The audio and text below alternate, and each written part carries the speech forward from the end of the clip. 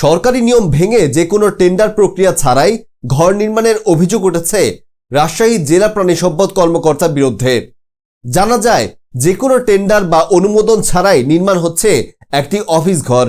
বিষয়টি স্বীকার করেছেন জেলা প্রাণী সম্পদ কর্মকর্তা ডাক্তার আতাউর রহমান।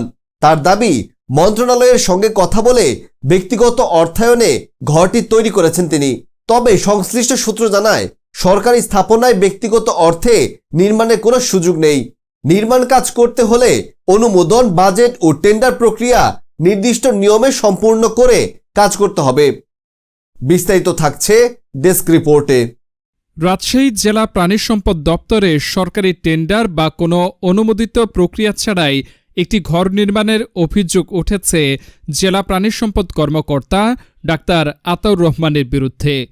নির্মাণ কাজটি সরকারি নিয়ম উপেক্ষা করে ব্যক্তিগত অর্থায়নে পরিচালিত হচ্ছে বলে দাবি জেলা প্রাণী সম্পদ কর্মকর্তার।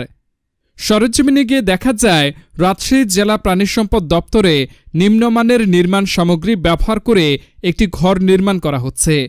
যদিও এ ঘর নির্মাণে কোনো টেন্ডার বিজ্ঞপ্তি বা প্রশাসনিক অনুমোদন না থাকার অভিযোগ রয়েছে।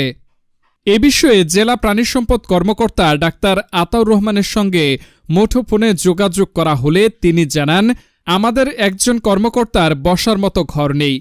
মন্ত্রণালয়ের সঙ্গে কথা বলে আমরা নিজেদের অর্থায়নে একটি ঘর নির্মাণ করছি। এটা তো আমরা নিজেরা করছি, এটা তো কোনো ঠিকাদার না, এটা রুম একজন অফিসারের নাই, এই কারণে করা। জেলা পর্যায়ের একজন কর্মকর্তার বসার জায়গা নেই, এটা আমাদের মন্ত্রণালয়ের অধিদপ্তর থেকে বলছি আপনারা দেখেন যে বসার ব্যবস্থা করতে পারেন কিনা, সেই বিষয়টা করা নিজেরা করা, অন্য কোনো বিষয় না, ঠিকাদারও না, কিছুই নেই এখানে। বিষয়টা আপনি অধিদপ্তরে যোগাযোগ করেন, মন্ত্রণালয় করেন, তারা উত্তর দিবেন। তারা বলছে যে বসার জায়গা নেই, কিন্তু আপনারা নিজেরা অ্যারেঞ্জ করতে পারেন। হ্যাঁ, ও একজন মানে ডিসি স্কুলে বেতন পায়, বসতে পারে না, ঘুরে বেড়ায়, তাহলে তার তো একটা ব্যবস্থা করতে হবে না। আমরা সবাই মিলে এটা করছি, ভিতর দেওয়া নেই, এরকম জাস্ট একটা রুম তোলা হয়েছে।